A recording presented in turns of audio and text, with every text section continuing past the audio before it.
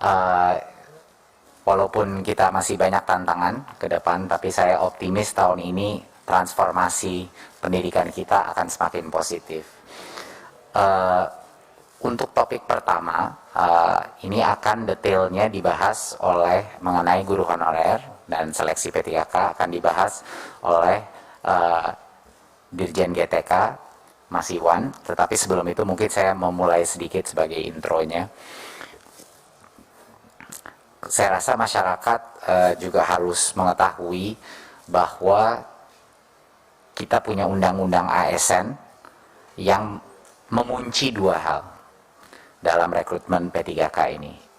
Yang pertama, undang-undang ASN itu mengunci bahwa baik dari pihak swasta maupun negeri harus diberikan kesempatan untuk masuk dalam seleksi guru. Jadi itu hal yang dikunci oleh undang-undang. Dan yang kedua adalah pegawai ASN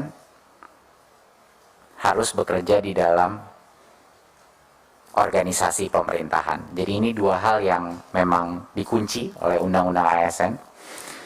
Tetapi saya mengerti bahwa ada dua isu besar. Satu isu yang terbesar adalah beberapa guru yang tentunya yang lolos passing grade tapi tidak formasi.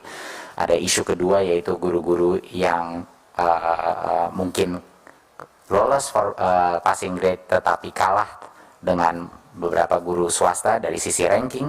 Dan yang ketiga adalah isu beberapa yayasan yang kehilangan guru. Ya, ini isu tiga ini. Nah, ini akan dibahas sama Mas Iwan, tapi sangat penting untuk masyarakat mengetahui bahwa Kemdikbud mengambil posisi yang sangat jelas di sini. Walaupun ini bukan keputusannya Kemdikbudristek, bahwa ini adalah keputusan Panselnas, di mana ada beberapa pihak, posisi Kemendikbudristek, kami ada di sisinya guru honorer. Artinya apa? Kami mengambil posisi dan berjuang di Panselnas untuk bagi guru-guru yang sudah lolos passing grade tapi belum dapat formasi, kita ingin dia tidak harus tes lagi, pada saat formasinya keluar dia langsung dapat. Itu adalah posisi Kemendikbud. Satu, pertama. Jadinya guru-guru honorer di luar, para organisasi-organisasi harus menyadari bahwa Kemdikbud ada di sisi mereka dan kami sedang berjuang setiap hari untuk meyakinkan perubahan, sehingga perubahan Permen Pan-RB sehingga proses seleksinya itu bisa pada saat guru itu sudah lolos passing grade, kita ingin dia langsung dan formasinya terbuka, dia langsung dapat dan tidak perlu mengikuti tes lagi. Ya, itu yang pertama. Kita mengambil posisi yang sangat jelas untuk membela hak guru yang sudah lolos passing grade tetapi belum dapat formasi. Kedua, kami mengambil posisi yang sangat jelas juga, kami sedang memperjuangkan bahwa seluruh proses rekrutmen ini kami ingin pastikan memaksimalkan afirmasi dalam bentuk apa? Afirmasi dalam bentuk kesempatan terbesar dan prioritas bagi guru di sekolah induknya. Itu adalah perjuangan kedua kita untuk memastikan dan memaksimalkan bahwa kita memberikan kesempatan terbesar dahulu bagi guru-guru honorer di sekolah-sekolah negeri di sekolah induknya dia, sehingga dia bisa mendapatkan kesempatan terbesar. Jadinya ini adalah dua hal yang sangat penting untuk dimengerti masyarakat dan para guru-guru honorer bahwa Kemdikbudristek hadir di sisinya mereka. Ini sangat penting. Tetapi ini adalah keputusan bersama di Panselnas. Jadi mohon dukung kami dalam perjuangan ini dan insya Allah kita akan mendapatkan terobosan, tapi kami akan terus berjuang untuk mencapai ini. Ya, jadinya sekali lagi saya mengulang, Undang-Undang ASN mengunci bahwa partisipasi dari guru swasta itu diwajibkan oleh undang-undang. Mereka harus diberikan hak karena mereka juga guru yang diberikan hak untuk bekerja. Sama seperti kalau kita membuka rekrutmen untuk masuk kementerian, harus bisa diakses dari pihak swasta juga gitu. Itu adalah undang-undang ASN. Dan yang kedua yang dikunci adalah ASN harus bekerja di dalam organisasi pemerintahan, tidak bisa bekerja dalam organisasi swasta. Itu dua hal yang dikunci. Jadi solusi kita apa? Tadi yang saya sudah bilang, kita harus membuat proses rekrutmen P3K ini lebih baik lagi, sehingga benar-benar memprioritaskan guru-guru honorer negeri di sekolah induknya dulu, kita berikan kesempatan. Dan yang kedua, yang sudah lulus passing grade jangan disuruh ngambil tes lagi. Pada saat formasinya tiba-tiba keluar, dia harusnya diamankan formasi itu untuk mereka. Ya, itu adalah posisi Kemendikbudristek. Poin saya terakhir sebelum saya berikan kepada Dirjen GTK adalah, Bapak Ibu, di tengah berbagai macam aspirasi dari masyarakat, janganlah kita lupa satu hal dan satu angka yang luar biasa. Hampir 300.000 guru di tahun 2021, guru honorer yang tadinya pendapatannya 400.000 sebulan, 500.000 sebulan, yang sengsara dengan gaji begitu kecil, sekarang telah menjadi P3K. 300.000. Kapan itu terakhir terjadi? Bapak Ibu mungkin yang bisa lebih ingat, kapan itu terjadi? 300.000 guru sekarang kesejahteraannya terjamin, yang tadinya tidak. Jadi itu menurut saya suatu hal yang patut juga dirayakan, walaupun proses seleksi ini masih tidak sempurna, dan kita terus akan perjuangkan hak-hak guru induk, guru honorer, tetapi angka 300.000 ini tidak kecil, dan ini akan merubah kehidupan dan kesejahteraan mereka selama-lamanya. Jadi ini merupakan hal yang mungkin patut diingat juga. Dengan demikian dari saya, mungkin bisa saya berikan ke Mas Iwan. Silakan Mas Iwan. Terima kasih Mas Menteri. Assalamualaikum warahmatullahi wabarakatuh. Selamat pagi, salam sejahtera buat kita semua. Yang saya hormati pimpinan Komisi 10, seluruh jajaran pimpinan beserta anggota, Mas Menteri dan seluruh jajaran Kemendikbud. Izinkan saya juga menambahkan apa yang sudah disampaikan oleh Mas Menteri tadi. Ini hanya untuk menambahkan saja, karena sebenarnya prinsip-prinsip yang tadi sudah Mas Menteri sampaikan adalah poin-poin yang utama. Untuk melengkapi bahwa pertama, sejak kita memulai untuk memikirkan bagaimana ada sebuah terobosan untuk menyelesaikan isu guru honorer, Mas Menteri itu sebenarnya sudah mengambil posisi dari awal sangat jelas bagaimana guru-guru kita tidak boleh ada guru yang dibayar dengan tidak layak. Jadi ini sebuah hal yang dari hari pertama Mas Menteri sudah sampaikan kepada seluruh tim, dan kita memikirkan berbagai macam cara untuk melakukan itu. Hal yang tercepat yang bisa kita lakukan di awal, mungkin Bapak Ibu masih ingat, adalah ketika kebijakan Merdeka Belajar ketiga, BOS itu yang tadinya dipagu 15% untuk pembayaran guru honorer bisa menjadi 50%. Dan kemudian kita terus, BOS sekarang bisa jadi fleksibel, bahkan dengan masa pandemi ini, kepala sekolah bisa lebih besar untuk mengalokasikan gaji untuk guru honorer. Dan kemudian komitmen untuk bagaimana guru-guru kita mendapat kesejahteraan dan perlindungan kerja yang lebih baik ini kemudian kita rumuskan dalam sebuah seleksi untuk guru ASN P3K. Mohon maaf, bisa ke halaman 2? Ya, betul. Halaman 24. Silakan.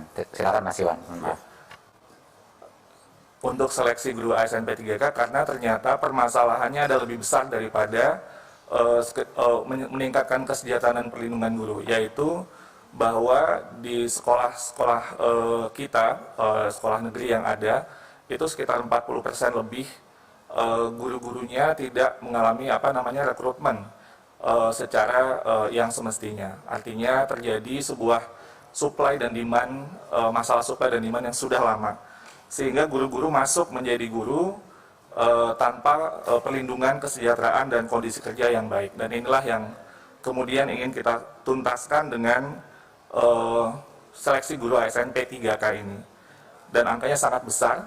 Angkanya itu kebutuhan rekrutmen guru di sekolah-sekolah negeri itu sampai 1 juta lebih formasi. Sementara guru honorer yang ada di sekolah negeri itu angkanya 742.000. Jadi ini sebenarnya kalau dilihat dari proporsinya, formasi itu lebih banyak daripada guru honorer yang ada. Jadi itu menunjukkan ketimbangan supply dan demand yang sangat besar. Dan itu yang juga ingin kita selesaikan, sambil kita juga bagaimana peningkatan kesejahteraan perlindungan untuk guru-guru kita dan kesempatan mereka untuk mendapatkan kompetensi yang lebih baik. Lanjut. Kembali untuk mengingatkan Bapak Ibu terkait dengan lini masa seleksi guru P3K ini sudah melalui sebuah proses yang sangat panjang.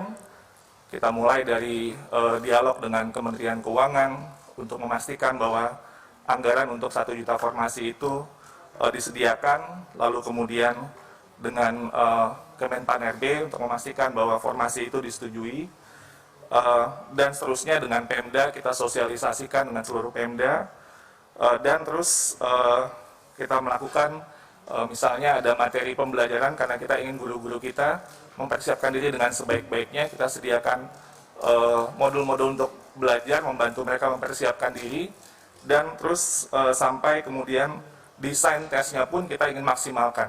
Kalau biasanya tes ASN itu hanya sekali, ini bisa sampai 3 kali kesempatan, dan kemudian skema-skema afirmasi pun dipikirkan sehingga barulah kita mulai tes itu di pertengahan tahun 2021.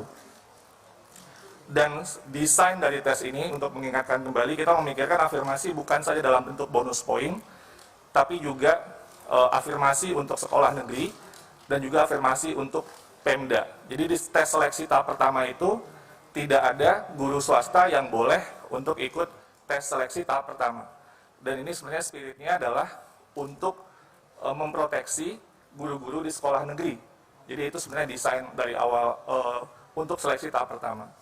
Dan untuk Pemda, tadinya kita memikirkan bisa lintas Pemda, tapi ternyata kita memikirkan juga berbagai hal yang mungkin bisa menjadi pertimbangan, itu baru dibuka di tahap ketiga. Sehingga afirmasi terhadap yang di Pemda yang bersangkutan itu sampai tahap kedua. Sehingga tidak terjadi sebuah mobilisasi yang bisa jadi lebih besar gitu ya. Nah, ini afirmasi terhadap sekolah negeri itu kita desain, afirmasi terhadap Pemda juga kita desain, sebelum kemudian tahap 3 itu yang lebih artinya lebih persaingannya lebih bebas, dan kita akan melakukan optimalisasi jika masih ada formasi yang tersisa dan guru yang layak, yaitu yang lulus passing grade-nya. Lanjut. Dan inilah dengan berbagai dinamika yang terjadi pada saat perancangan dan proses seleksi, kita memberlakukan kebijakan afirmasi dan juga penyesuaian nilai ambang batas sebagai bentuk keberpihakan kita untuk mendorong semakin maksimal guru-guru kita yang bisa lulus untuk seleksi dan mendapatkan formasi ini. Pertama, sertifikat pendidik, lalu kemudian usia di atas 35 tahun, penyandang disabilitas, dan guru honorer PHK 2. Dan kemudian kita lakukan juga kebijakan penyesuaian nilai ambang batas, di mana untuk guru-guru yang sudah lama mengabdi, yaitu dengan usia di atas 50 tahun, itu kompetensi teknisnya otomatis langsung 100%. Jadi kompetensi teknis yang di Tenggarai waktu itu sangat sulit, itu kita berikan afirmasi maksimal 100% kepada guru-guru di usia 50 tahun. Ini juga masukan dari Komisi 10 pada waktu itu, dan juga mereka juga mendapatkan bonus 10% untuk kompetensi manajerial, sosiokultural, dan wawancara. Dan setelah itu pun semua peserta seleksi mendapatkan nilai afirmasi 10% dari kompetensi teknisnya. Lanjut. Nah, kondisi pada saat ini, Bapak Ibu yang terhormat, yang sudah disampaikan oleh Mas Menteri tadi, sudah 293.000 atau hampir 300.000 guru honorer yang sudah lulus formasi pada ujian pertama dan kedua dan akan segera diangkat menjadi guru P3K. Jika kita melihat angka ini dari formasi yang dilamar, nanti akan saya jelaskan ada formasi yang dilamar, ada formasi yang tidak dilamar, itu sekitar 75,7%. Jadi artinya angkanya cukup tinggi dari formasi yang dilamar. Atau kalau kita lihat dari total formasi, angka ini sekitar 58,0% dari 506.252 formasi. Ini angka yang sangat besar, persentase yang sangat besar. Lanjut. Nah, tapi pada saat yang bersamaan, kita juga melihat sebuah data yang menarik Bapak Ibu, yaitu ada 117.000 formasi lebih yang tidak dilamar sama sekali di tahap 1 dan di tahap 2. Dan ketika kita buka datanya, ternyata kita bisa melihat sebuah tren bahwa guru-guru kita tidak melamar ke daerah-daerah yang aksesnya terbatas atau terpencil, atau daerah khusus atau daerah 3T. Ini misalnya kalau di DKI Jakarta misalnya guru-guru di Kepulauan Seribu melamarnya di Jakarta Utara gitulah kira-kira ya. Jadi atau yang di daerah desa melamarnya ke kota di wilayah kewenangan yang sama, padahal sebenarnya kalau dia bersaing di formasi ini itu mungkin besar kemungkinan dia akan mendapatkan formasi tersebut. Jadi ternyata banyak, ini 100.000 ini banyak sekali Bapak Ibu, ini lebih dari 20% formasi yang tidak dilamar sama sekali. Ya ini nanti mungkin kita bisa isi dengan optimalisasi formasi. Tapi ini sebarannya juga ada per provinsi yang mungkin juga bisa menjadi perhatian Bapak Ibu sekalian. Lanjut. Nah ini isu yang saya yakin Bapak Ibu sudah sangat sering mendengar, tadi juga pimpinan sudah menyampaikan, kami pun juga terus dengan pengaduan, layanan pengaduan yang kami terima dan forum-forum yang kami ikuti dan juga berbagai macam bentuk komunikasi lainnya, ada 4 isu utama dari tahap 1 dan tahap 2. Yang pertama, itu di tahap 1 waktu itu mungkin Bapak Ibu masih ingat di akhir tahun, ketidakjelasan tentang pemberkasan untuk guru-guru yang sudah lulus di tahap 1.